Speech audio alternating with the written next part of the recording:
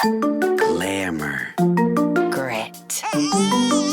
Glamour. Grit. Glamour. Grit.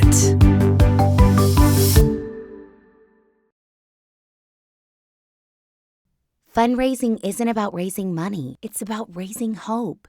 It's the fuel that allows Texas Health Resources Foundation to be a beacon of light across North Texas. Your generosity to the foundation has a profound ripple effect. It can fund life-saving care for a neighbor battling a chronic disease, offer vital support to a young mother struggling with a new diagnosis, or bring a vital program to families in need. Your contribution, big or small, has the power to open doors for our underserved neighbors. Will you join Texas Health Resources Foundation in providing hope to families? Your generosity will make an undeniable difference in the lives of people in our communities. To donate, please go to texashealth.org/foundation. You guys, I am stopped all the time and I get the same question. What boots do you wear? Well, I'll tell you right now, it's an easy answer and it's always going to be the same. Tecovas. They are the comfiest boot, the best looking boot, and they last the longest. I've tried them all. Trust me, there's amazing boots out there, but Tecovas takes it to the next level. Whether you're a cowboy, a longtime rancher, or a first-time boot buyer, Tecovas has the answer for you. I personally shop in the Fort Worth Stockyards location, but you can go online to tecovas.com, Tecovas.com, and check out all the boots for yourself. You won't be sorry. Trust me, as a longtime boot wearer and somebody who likes comfort on their feet as much as they like to look nice, Tecovas is the answer. So don't waste any more time. Get to tecovas.com, buy you a pair, and then show me them online so we can compare. Because I've got most of them, but I want to see you guys rocking them too. You'll thank me later. Tecovas.com. Don't waste another second. All right, everybody. Welcome back to the Glamour and Grit. Today is Monday, Sainty's favorite day of the week. Because it's Celebrity Monday. Celebrity Monday. And I'm actually really, I think I say this a lot, but like today especially, I'm really excited about today's guest because we just got to spend, literally just got to spend about a month together in Montana in Paradise Valley, which tells you enough, shooting this really cool horror Western called The Wolf and the Lamb. And we're actually, I just found this out a couple days ago, going to be working together again in an upcoming comedy about pickleball, which we're going to be shooting in Austin, Texas later this month. Oh, wait, I did forget about this. People ask me all the time, they're like, what is Eric filming? And I'm like, I have no idea. I just know he's getting paid and paying the bills. Well, anyway, she is also the star of, oh my God, your favorite show, my favorite show, the world's favorite show. Friday Night Lights. And for all of our listeners who, we have a huge fan base throughout the South and Texas especially, they're going to be freaking out right now because it's just such an iconic television show that's shot right here in Texas. I can't wait to get into it. She starred in Agents of S.H.I.E.L.D., Marvel's Agents of S.H.I.E.L.D. She starred in the Orville with Seth MacFarlane and John Wick and so many awesome, incredible projects that we're going to dive into. But guys, please help me welcome to the podcast today, Miss Adrianne Palicki. Hey, y'all. Which, how you guys? It's weird to call you by that because I just know you as Annie. Yes. No, all my friends call me Annie. So well, I love Annie. You guys have to. No, I'm dying laughing too because Eric, I'm so happy we have you on because you'll giggle. You kind of can tell who's Eric's guest and who are my guest. And I think if I make Eric interview one more housewife from Real Housewives, I think he's going to kill me because we do have one coming up. So I'm like, okay, I got to sprinkle in some Eric in between there. But I will say you were the person that told me about Friday Night Lights because of how obsessed you were. So every episode, multiple times. I mean, it was my entire childhood. Hi, how are you? Hi. No, listen. God, that ages me. No, but isn't it? Because I think y'all were it was when I was in high school and y'all were in high school. So it was really like I was in high school. Right, yeah. Right. We were following y'all. High y'all. school. And it's like all you wanted to be was all I wanted to be was you. I was not ever hot enough to be you. Oh, stop. You were so my best friend. I think that's a lie. Lies. And all I ever wanted to do was date Taylor. Riggins. Yeah. Yes. Taylor Riggins. Kitsch. Same person. I literally wanted to I name our wanted son to maybe Higgins as well. for Like that Riggins. dude is just, I mean, come on.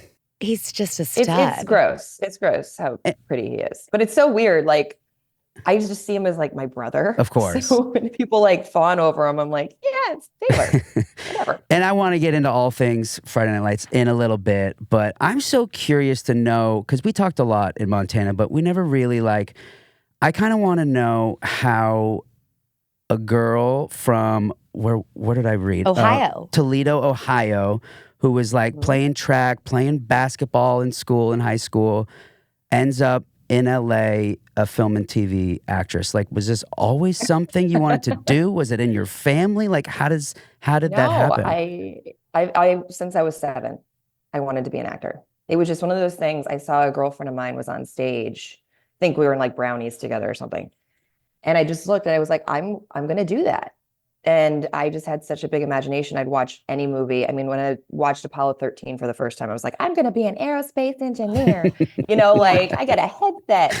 I'm not going to school for that. Right. But yeah, no, I was a straight A student. I worked really hard. I could have gone to college. My parents wanted me to. And I was like, well, I could be in debt the rest of my life for a degree that I don't necessarily need, or I could just move to LA with the $2,000 in my pocket and figure it out. That's what I Were did. your parents supportive of this always? Did they actually think you would do it? Or was it? No, I mean, my mom definitely was not for a while because it was right after 9/11 too. So it was and I'd just been living in New York for a second right before that happened. And I think she's like, you're moving 2,000, miles away. Don't know anybody. Yeah. I, of course, thought I was so smart and not at all naive. No, we know everything. I got this, Mom. Yeah, it's fine. But I just, my dad was like, you're going to do it. I know you're going to do it. So he actually ended up moving me out and staying with me for about a month. And my mom finally came around once she saw that I had a job and I had, friends and I had a boyfriend and an apartment, I was actually doing it on my own. So. Were any of them mom, dad, brother, whose name is Eric, I saw, right? Uh-huh. With a C? Uh-huh. With a C. With a C. Yeah. Let's go. That's why we became. I know. Were any of them in the industry or any other relatives that you were growing up as was influential to you? No, I mean, my sister and I, we were always performing together. And my sister's not my biological sister. She's my next door neighbor. We were 3 months apart. And so my family pretty much helped raise her. Yeah, of course. It's past a best friend. You're your soulmate. But she and I would always, perform together. We did plays and musicals and, it was her dream too for a second, but no. And then my brother, I think it inspired him though to finally, pursue comic book writing, which was his dream and love. Once he saw that I was happy and doing what I loved. And totally. And how do you even begin with that? I went to college in Ohio, loved me some Ohio, and then did the same thing, did New York. And you really do at the time think New York, the next step is LA. And LA is a lot harder because Eric was so successful in New York and we moved to LA. And it was it was just totally different worlds. It's I cannot. See, sorry. No, it's why, really people think because it's the same industry in a sense that it's similar and couldn't be farther. I feel like Ohio is closer to LA than New York is to LA. I mean, it's just so different. And you kind of think it is. It's wild. And honestly, but I thought New York was so much harder. I mean, just because I wanted to, of course, be on Broadway, which is not easy to get into. And I was like, well, if I just move there, I'm going to become an actress. That's what happens. Yes. Is we all naively think, right? Right, of course. And again, you spend money the minute you walk out of your apartment in New York. Oh. So it's for me, it was having any level of a life was so difficult. Whereas when I moved to LA, I found it to be easier and people were so much nicer. I'm using air quotation marks. Because, everybody's so nice there. Right. And you don't realize how much backstabbing Well, happens. they want everything from you. That's why they're being so and nice. it's incestuous. It's one industry. Everybody knows each other. So It's how long were you in New York before you went to LA? You left I was Ohio- there like 2 months. Okay, really quick. Yeah, I had no money. And then you went to LA, which you were there for 3 years? Hey y'all, let me just interrupt for 1 second. I got to tell you about something. As someone who's out on the road a lot, having the right gear makes all the difference. That's why I've got a UWS crossover box on my truck. It's my favorite thing I own. I don't want to live another day without it. It's more than just having extra storage space for your stuff, which there's a lot of.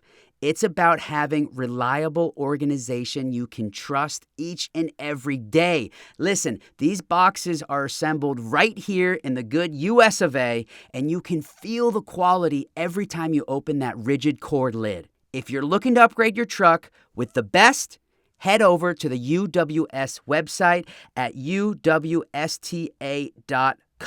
Find a dealer and get yours installed today. Trust me when I say your tools will thank you. You know, the women who shaped the West changed the world. And the one place on earth where you can see that and experience that is at the National Cowgirl Museum located in Fort Worth, Texas.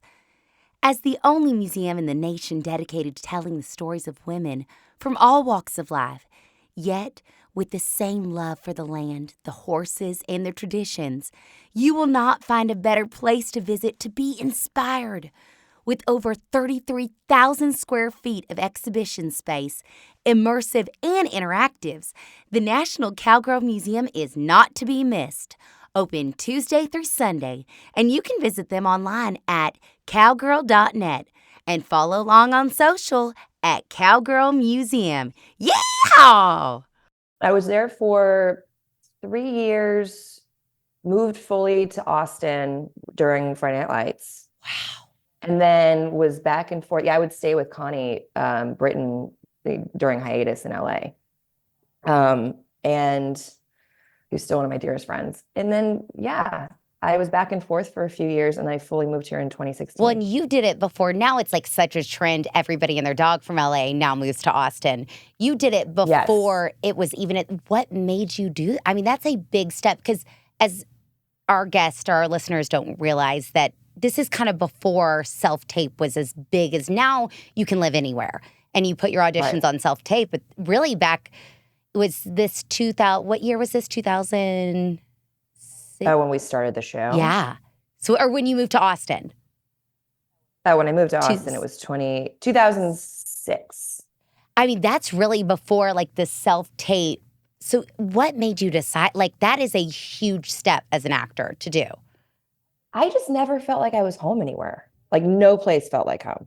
Toledo didn't feel like home. New York didn't feel like home. I lived in Miami for a while, like doing another show. That didn't feel like home.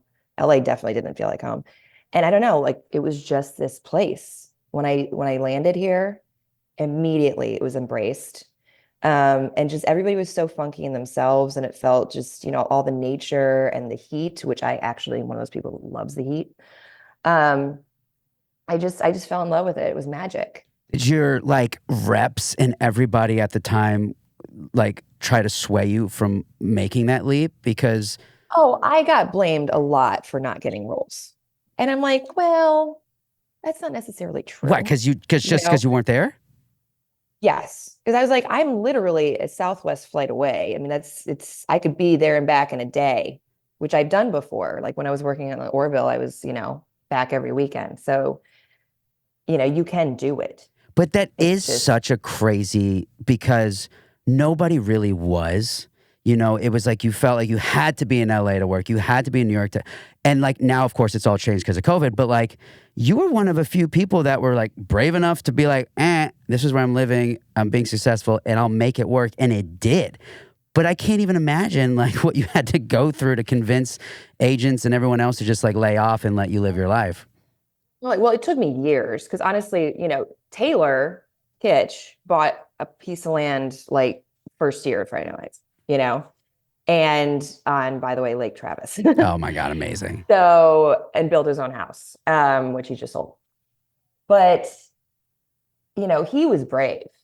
And I went back and forth for a while. I mean, the first place I ever bought was in LA because I felt like, well, I shouldn't buy in Austin because, I just won't be here. So I was back and forth, like I said, for years. And, I just was never happy in LA. And I'm actually, in retrospect, very bummed that I bought there first as opposed to here. No kidding, right? Even all of us Right? now, I'm like, because we left LA in 2020.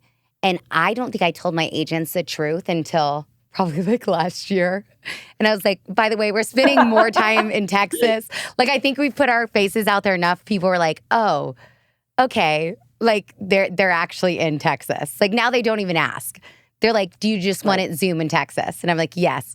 But it really, and that was 2020. And I was still so nervous. I was like, I'm going to be dropped. That's it. Like they won't take a chance on me. So I can't imagine like the bravery of you doing that, especially when you are on such a high too. That like it's really because in an agent's mind at the end of the day, they just want to make money. So it's like they want the access to you all the time. And for you to give your own mental space, did you see a difference like that in a mental space sort of way? It's just like I feel more comfortable and at peace that probably your acting ended up being so much better because you were away. Absolutely.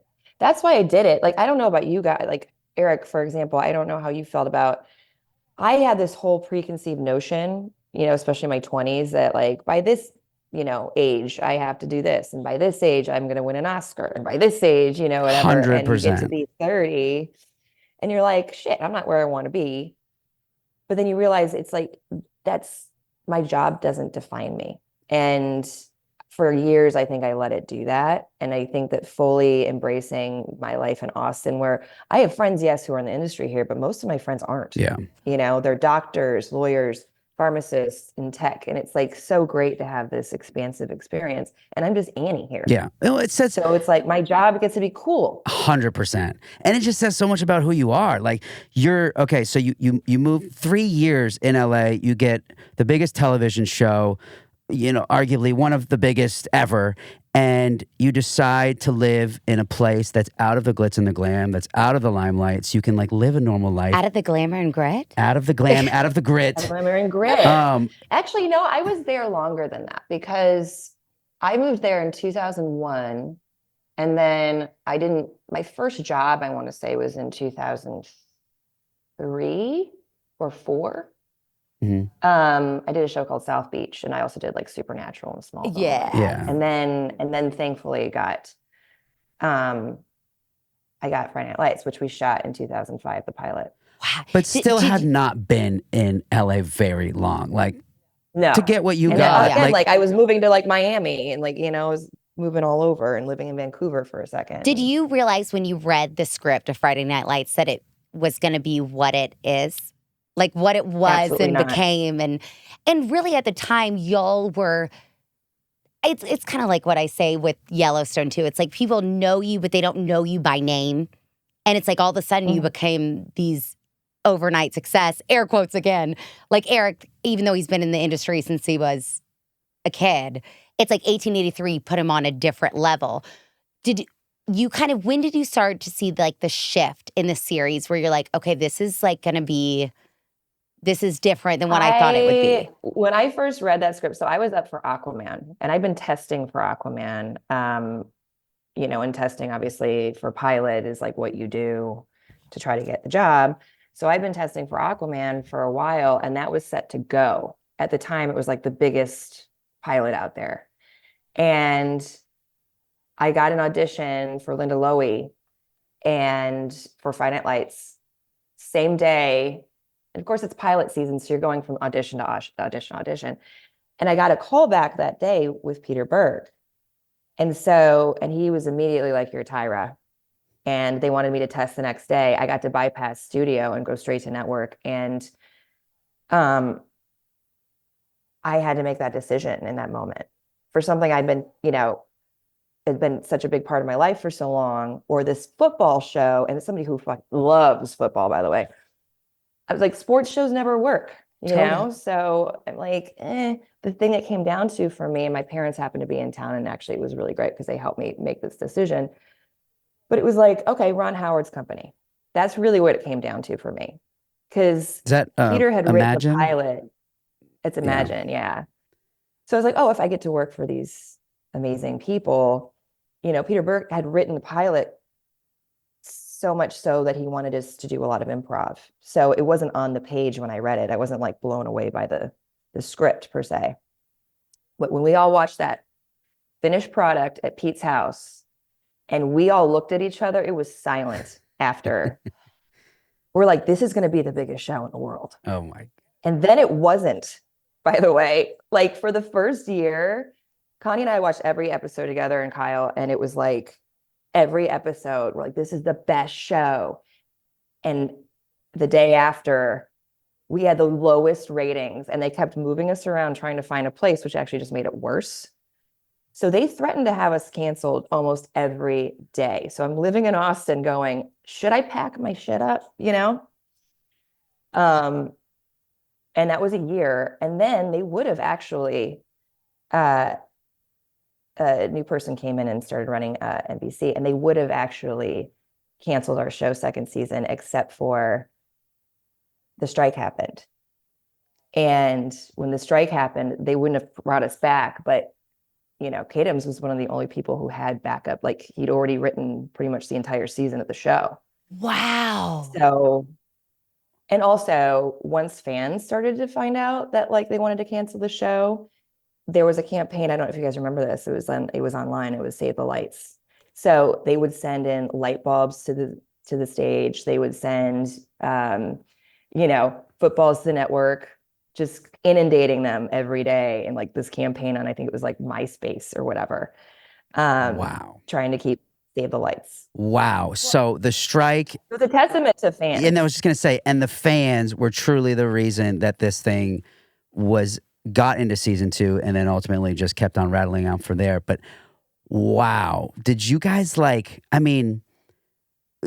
did they do like fan events and things to like get like these? They're the reasons y'all kept on going. Like that's so unbelievable. They are. And like, honestly, it was a word of mouth show. It was people were having Friday nights parties. And I think that it just caught on. And honestly, like, had we had those ratings now, we would have been canceled in a day. I don't know how we stayed on as long as we did. But even throughout the later seasons? No, the later seasons. So with the third season, what they decided to do, we were actually one of the first streamers because they partnered with DirecTV. And DirecTV was trying to launch their streaming network. So they kind of split the cost. This is way behind the scenes, but they kind of split the cost with the network for the show so that we would, air on NBC and then we would air on DirecTV the same episodes. And that's what also helped us. That is it's so weird to me because obviously I was born and raised in Texas. That was it. That's all we watched. And there is something, with football, there is something about high school football and like your loves and just, it's everything that we were and are. Yes. And I think the fact that y'all at the time, and I know this with Smallville, it was so unattainable to look like those people. I think seeing, obviously you and Riggins were like the perfection, but there was such normality in the cast, it seemed like. It wasn't this like superficial setup. Like it was so gritty and real. Real what a high school would be and a real mom and dad. And it just seemed, Connie and Kyle seemed at the time like what our mom and dad would be. The best couple on TV. Ever. The best couple maybe ever. And just we saw real marriages and you like them go through conflict. And really what was interesting to me, and I say this all the time with our friends, is I think people think of Texas, they think not strong women. They think like, because they think the South. Bigger the hair, closer to God. Yeah, and that's so, Eric's like, if anything, y'all are the opposite. He's like, everyone I know of the women in Texas run the town. Like they are in, like our mayors, everybody's a woman, that our business owners. So I think seeing strong females too was so big. It wasn't just like about these boys. It wasn't just about like behind the scenes of these football players. It was like these strong women characters. And I think on Connie, it was everything. It was Connie's everything. She's just amazing. Everything she touches is perfect. And honestly, it was so great having this environment to cling on to. But at the same time, convincing people it wasn't a football show was the hardest thing. And anybody who watches it realizes it's not a show about football. Yeah. It's a show about town. It's a show about love. It's a show about these relationships. But everybody just assumed, oh, it's about football, so that's it. And I don't like football, so I'm not going to watch it. Yeah. I'm not going to watch it. And then, it finally hooked. But the great thing is I still get stopped in Whole Foods. Like, I had a girl come up to me recently, and she just was like, oh my God. She's like, you're the reason I went to college. Oh. And like, that made my life. Well, Tyra is the reason. Your scene, it still sticks in my head. Your scene where you're sitting on the bed and you're reading your essay to Jesse Plemons' character is like, to me, the most iconic scene in the entire series. And just seeing him watch you read it and the emotions and the vulnerability, I was like, to now hear that girl said that to you, like, I imagine that happened to so many people. Because that was the most moving, to me, thing on the show. Like, that was... Well, that was a funny thing. Like, Tatum's called me, and he goes, Annie, I don't know what to do. He's like, I don't want to lose you on the show. But I really think that Tyra should go to college. Tell me what to do. And I said, she has to go to college. And I didn't want to leave the show. I mean, this is my family. Driving away, too, it was like, everybody's still in high school and you're like, I'm leaving, I'm graduating, I have no friends, everybody's having fun without me. It was so hard leaving the show, but that was not even an option. I was like, she has to be the one that gets out. She didn't work this hard for nothing. Yeah. When I think a lot of the time seeing you as well, like me almost being the opposite is seeing, for a lot of people, you just are the hot girl. It's so sad. Like the stereotypes, I think that's what the show played on. It's like, here are the stereotypes of high school, and then you dive into these people and the complexity. And there's not just a pretty face. Or like Riggins, it's like, well, you're beautiful. It doesn't matter. You're a great football. No, there's so much more to these characters. Jesse, that's what I think, it just gave so much vulnerability that people hadn't seen on TV. Usually it's like Friends, where you play up the stereotype of everybody. It's like he laid it out and then he dug deep, which was such the beauty. Absolutely. And I think that's what people loved so much about the show. Was that something that, like, because I've heard you kind of touch on it before, and I read a lot about online too, that it's been talked about that, like, there's a lot of improvisation on the show. And was that something, like, going in and kind of crafting these characters in these scenes, was it always kind of like a little free flowing in that you guys kind of got to control the narrative a bit? Like, well, okay, I wouldn't say completely. Like, Pete Berg had set it up specifically so that we were all the writers of the show. I mean, he even had that conversation, like, when we all got together with Reiner, who ended up being our executive producer and director, and then Kadams. He's like, everybody has a say here. This is like a whole environment. But that, the greatest part is that we had some of the best writers in the world, and they watched and listened to, like, certain things, like certain ways that we talked to each other or called each other. Eventually it just started being in the script, like, but because you're right, we weren't tied to these words.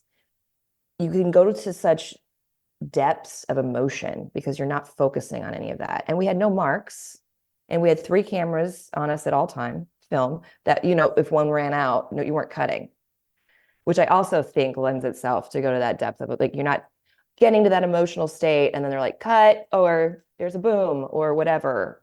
They just let you go.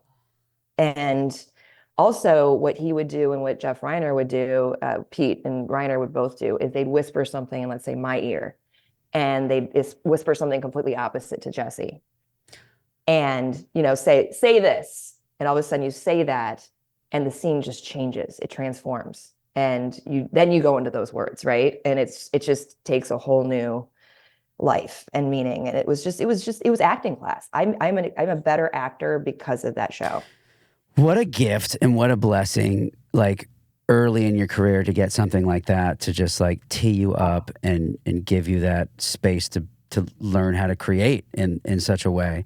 I mean, and listen. It's unreal. Like, those are, like, that doesn't happen. Like, no, but it's almost even, it sets you up. Then I think we've talked about this, is failure in a sense, because you want everything to be like when you're on a set where it's like that, you want it all, and you know it can be. That's the sad part. It's like, success, it's a partnership. Everything at the end of the day is a partnership with the writers, directors, set. Everybody is one.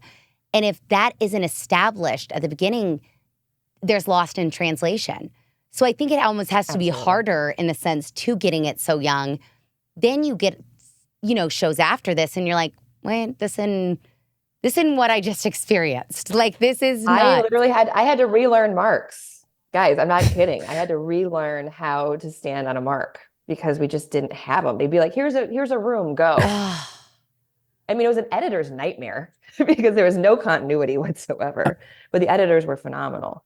And the camera operators were also the directors, it was a whole communal experience. But I will say, I was in everything where I was wearing a bathing suit up until the show. So it is the show that changed my life because it's a show that people were like, oh, she actually can act. Yeah. She's not just TNA, you know what I'm saying? Like, that's wild. They started to clothe me after that, which was great. What a concept. Yeah, and you really were the times too in LA. Now we've had the Me Too movement and different movements, but really we've talked about it, stereotype. It's like you are a stunning woman, so they're going to put you in a bikini. Like, it's great if you can act, but to really be able to have a director be like, I'm going to take this woman and put her in clothes and give her depth. It was so nice to see. And did you know, like, going to LA, you're like, I'm going to be the hot girl and I know when my time is going to come. Like, there's nothing I love more. It's like the comedian that everyone just thinks is funny and then they do something like Adam Sandler and click. And then it's like, oh my God, you can act like that too? Like, there's nothing more fun when you see somebody like, damn. Yes. Well, I mean, thank you. I never thought of myself as a hot girl. So no, I definitely did not go there thinking like, okay, I can use this. It was like, I would model to make money, but I like to eat food. So that was very short-lived. But then, it's like, I mean, listen, I wanted to be Meryl Streep. Yeah. So yeah, when you're getting put in bathing suits, you're like, hey dad, guess what? I got a part, at least I have clothing, some on. Yeah. No, that's like. But at that point too, you'll take whatever. I mean, you want to be an actor. You're like, whatever. Exactly. Sometimes. Exactly. And the crazy part too, that like, if you look back, like you and Taylor Kitsch and Jesse Plemons have all gone on to have these insane careers. Chandler, all of them. Yeah, they were already like so established going into the show. But even Connie, it was not like, I feel like they are household name. That took them to household They names. weren't. It was a rebirth for them too. It was. They'd both been on shows, but they're forever remembered as, Yeah. Tammy and Coach Taylor, Eric Taylor. Right. And and like I always thought too, like I was shocked. This is the Texas girl me that didn't know about TV and all, like that he wasn't like a coach. Like, it was just so real that was like what he actually did in real life too. Do you guys want to know a really, really weird story? Yes. So Peter Berg originally didn't want to audition Kyle because he thought he was too pretty. And Linda Lowy, our casting director, was insistent. She's like, you just have to see this guy. You have to see this guy. Because who he wanted for the role was Dwight Yoakam. What? I know. What? I know. And Pete telling me this story, I'm like, what? Like, wow. Really? Can you imagine that show? I'm not saying anything about him, but it would have been a completely completely different. So when, Linda finally convinces Pete to actually meet Kyle, and Kyle is Eric Taylor. I mean, he comes in, his hair, like there was a MySpace account that was like, what is Eric's hair doing today? Because like every episode, his hair was just wonky. Anyway, he comes in, he's scruffy. He takes off his hat. His hair is everywhere. He's just exactly himself. And Peter was like, no, this is the guy. I mean, this is the guy. Because yes, you're beautiful, but you're not like, you just be this guy ultimately. Yeah. Which made him that much more attractive, I think. That's so great. Has there ever been a talk about a reboot? So many people have asked me. I mean, and actually people did, I want to say, come to us a while back. I think that Kyle's been pretty clear that he'd never do it. And it's so hard to touch too. I mean, it is like, it's legendary. And it ended right. It ended at the right time. Mm-hmm. I think it was like the perfect way. You know, sometimes those shows go on too long and then they lose that thing. I don't think it ever lost the thing. If there was a reboot, where do you think Tara would be today? Okay, so I have this idea.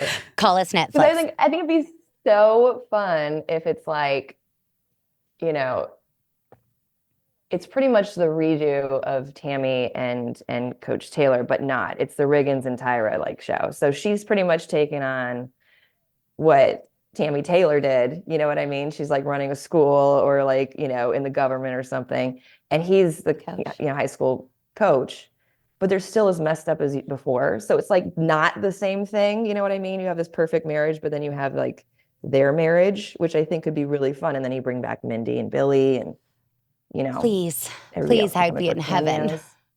That would be, I would love like, literally, we just worked with Brad Leland a couple years ago.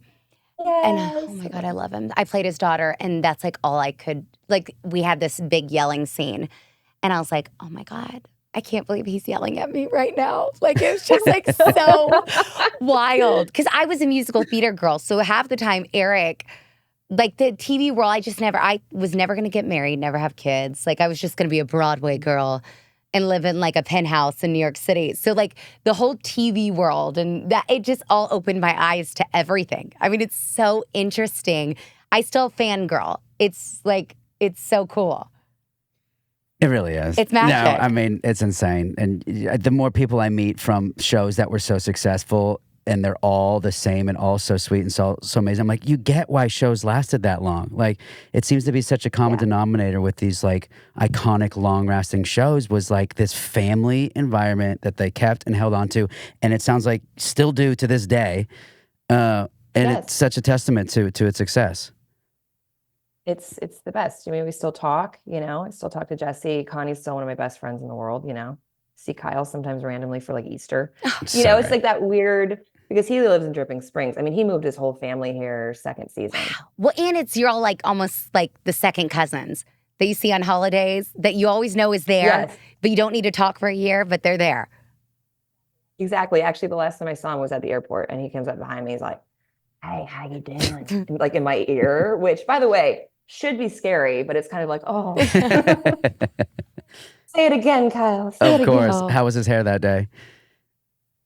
Just as crazy as ever. So, all right. Friday Night Lights, absolutely incredible. You leave Friday Night Lights. You stay in Austin. You end up doing a... Well, I go back to LA for a little bit. Okay. You moved there for a little bit?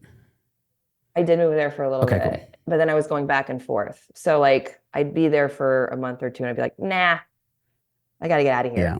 You know, go stay at Connie's or whatever. And I actually ended up buying a place like a block from her. Amazing. In Austin. But I was staying with her when I found my place. And so I was back and forth for a bit. But driving back to LA with my shit was like the worst day ever. Oh, I can't even imagine. You're like, I'm leaving this show. I'm going toward LA. I'm leaving my home.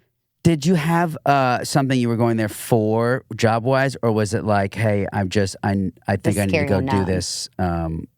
It's like I need to hit the ground running right now. I feel like that I need to do that. And of course, then the next thing I get is it John Wick?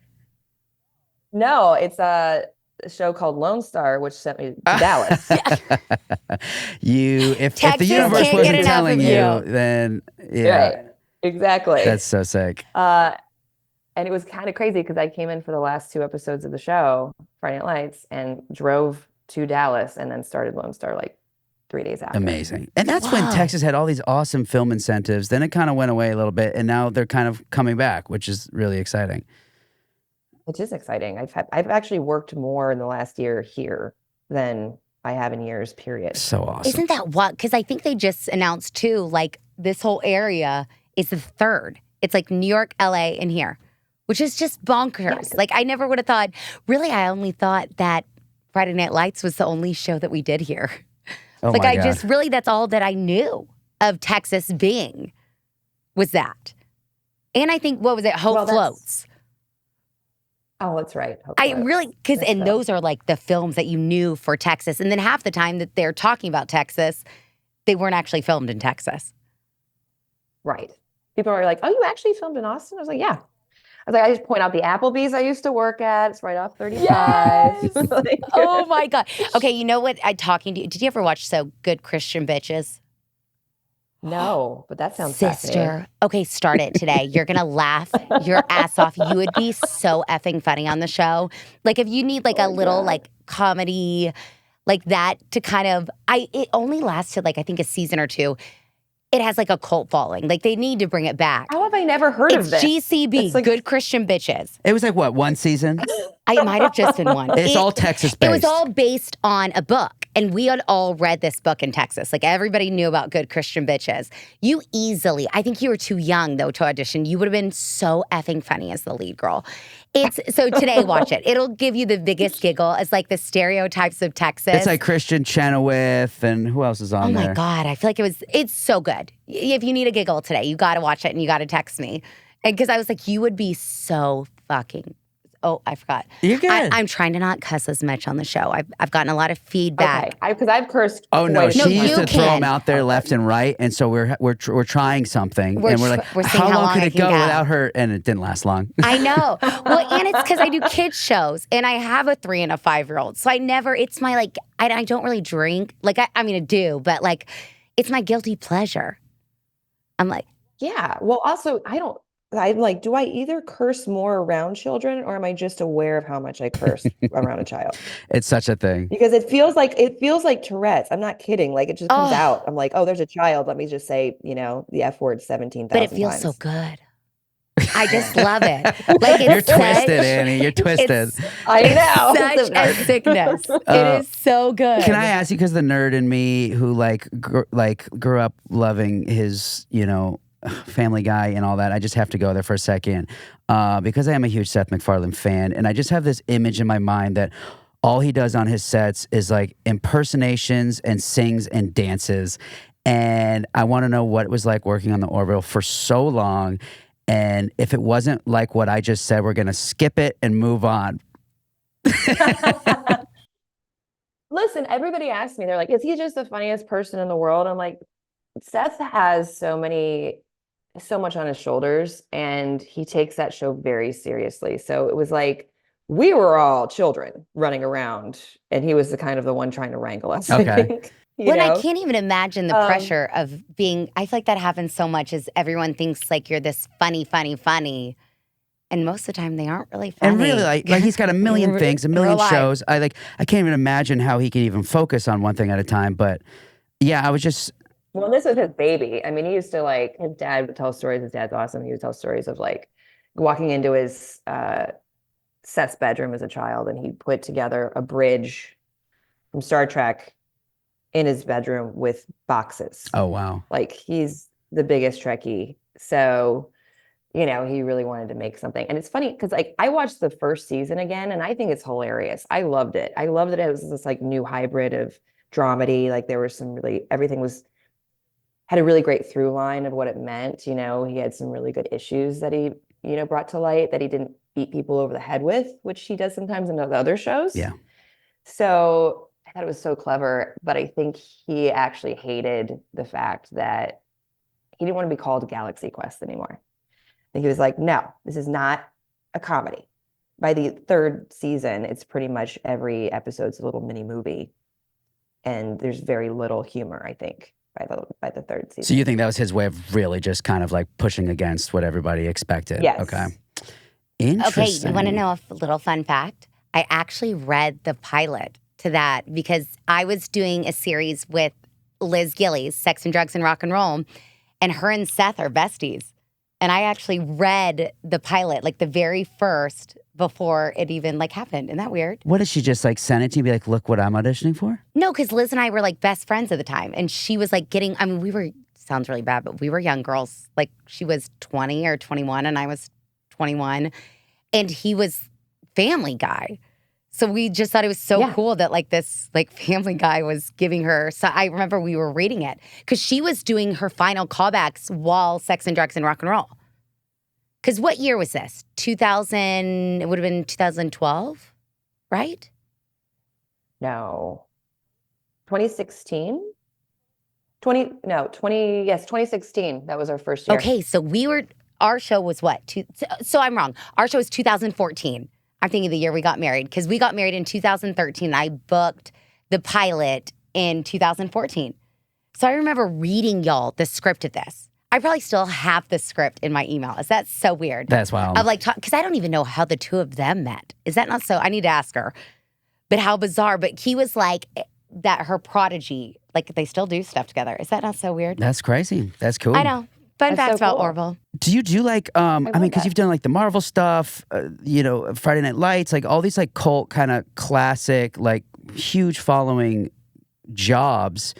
Are you out there doing like Comic-Cons and conventions and all this sort of stuff that like all those shows entail? Yes. Which also, I'm going to be honest with you, is kind of great because sometimes you get paid to do Well, that. yeah, that's what it's all about. They're the dream. But I love the fans. I actually am one of those people that likes going and talking to everybody and spending actual time with people and hearing their stories because it's something that you're like, oh, I mean, playing Mockingbird, how did that, save somebody's life? But it has, and you're just going, do I feel that way about anybody or anything? You know what I mean? And so many people have really great things to say and stories, and it just makes you want to keep doing it. That's awesome. That really is. Was your brother freaking out like, as a comic book guy, like that you got to do a freaking Marvel TV show? Well, yeah. So I think the first time I ever went, he came with me for a job, and it was for Legion, Legion. Scary. That thing is horrifying. Dennis Quaid, like that movie. Oh my God, that got me. It was so fun. It was so fun. So, and then I took him, and then of course I would take him every year with Agents of S.H.I.E.L.D. too, and until he started just being able to do it on his own because he's a great writer. But yeah, he was freaking out with Agents of S.H.I.E.L.D. And then also Wonder Woman. I got Wonder Woman, the pilot, and that was huge. God. What the? You're unstoppable. Okay. I didn't even know about Wonder Woman. What? Was this a pilot and it didn't go, or? Yeah, exactly. And it was like the Aquaman thing. Like everybody was like, this is going to go, this is going to go. I mean, they had me covered in sheets so that people couldn't see my costume because there was paparazzi like hanging outside of the studio. It was insane because everybody just wanted to see the costume. But we shut down Hollywood Boulevard for 3 days, and it was the first television series that ever did that. Wow. So it was pretty cool to get to run down Hollywood Boulevard. I'm thinking it must have been a little before its time if it didn't get picked up, because now it was literally 2 years. Okay, I was about to say that's crazy. Doesn't that kind of stuff frustrate you about like our industry sometimes? Oh my God, I'll never forget. It's like, are you kidding? I did a zombie CBS pilot. Like 2 years before Walking Dead, they didn't pick it up, and then 2 years Walking Dead came out with their show, and it was just like the biggest success ever. And it was the exact same thing. I was like, God dang it, that could have been my whole, whatever. I know. That's wild. But good things come from these. This things, is true. right? Amen. This is true. Last geeky question, because I have to ask, and because Sainty does animation, Robot Chicken, working with Seth Green, like. How did you get involved? Because he's just so brilliant with what he's done with that series, and it just seems like something that's so like everyone would love to get in on something like that, and you did. So how did that happen? Well, it was crazy. He's like one of his producing partners, Matt, is like one of the biggest Friday Night Lights fans. So he actually asked me to do it. At that point, I think I'd already done an episode of Family Guy or whatever. So they asked me to come in.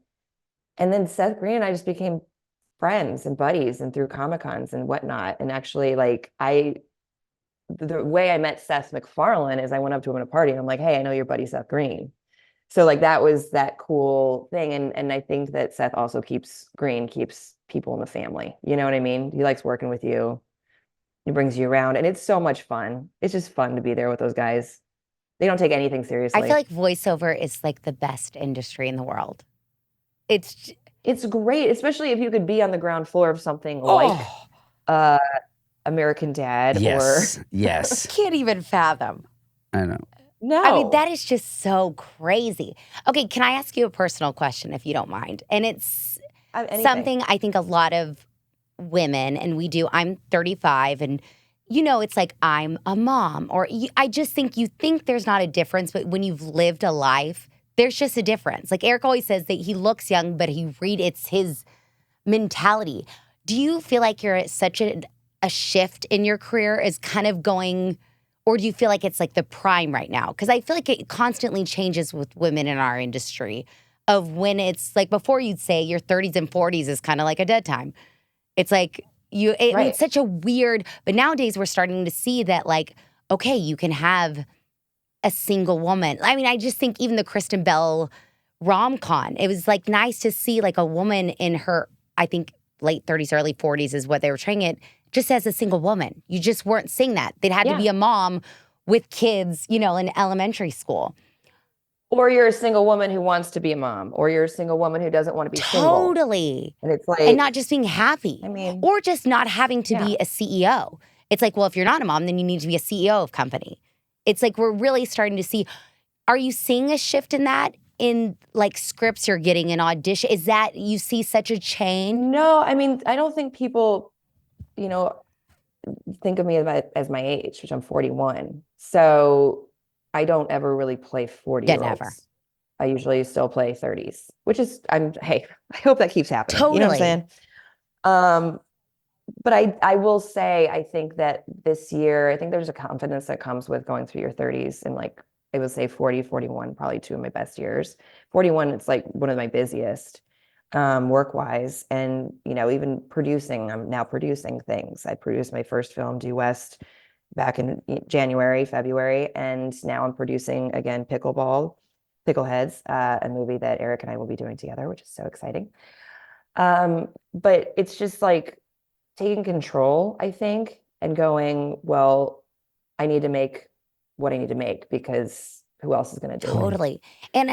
And feeling like empowered in that way that you can. And I think also living in Austin, living in Texas, there's such a great group of artists here that really like bind together. Like you get families here and you're like, we're going to do everything together. And you end up doing everything together, which is great. Totally. And it's just authentic. I think that's what we're seeing too. It's nice to see. And even me, when I see a mom on TV, I'm like, that's what a mom actually looks like. Like I'm not dropping my child off with a full face on. Or so you don't have to. You're gorgeous. But it's so interesting. Like I have seen that, but I've definitely seen a shift, especially when doing self-tapes. I'm the reader for Eric.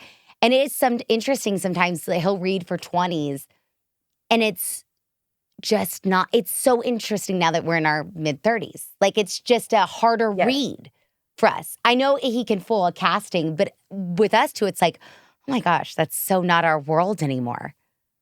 No, there's a naivete that you can't sometimes fake. Yes. So it's really hard when you're like, oh, I can't really go back in time and act like that because I don't think I'm capable anymore. 100%. I exited that part of my life for a reason. Totally. Exactly. And probably why, once again, going back, Friday Night Lights worked because y'all actually got embraced into the town. He relocated y'all where it was, you were probably going to Denny's on your days off. We were going to, we didn't know that this is the best restaurant place of all time. You know what I mean? We're like, TGIF is next to our hotel. Let's go there, Little do you know until you move here, you're like, oh my God, what were we doing? Yeah.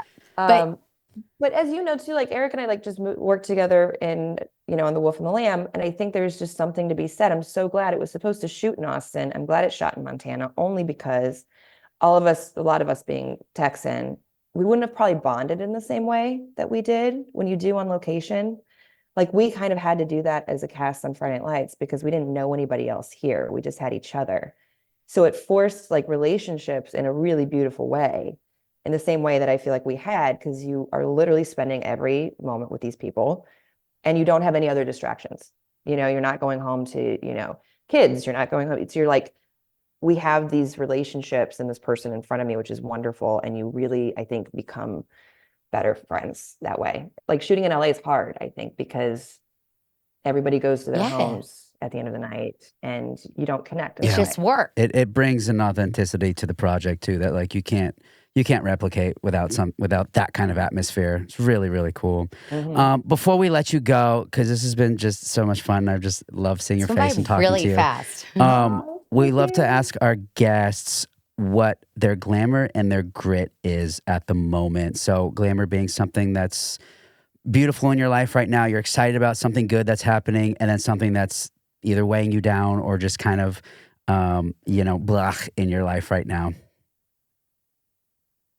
Well, the most beautiful thing in my life is my baby boy, Ollie. He's my favorite Your thing puppy. ever. And my puppy, he's not a puppy, He looks but like a puppy. He's He's little. forever. Thank you. He's the best thing that's ever happened to me and changed my life. So I'm going to say every day I'm blessed because I have him. The grit is that I am devastated. So that's my grit.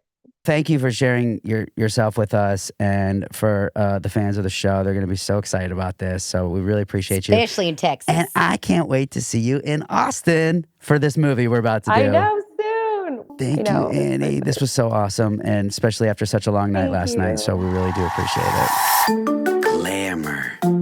Grit. Glamour. Grit.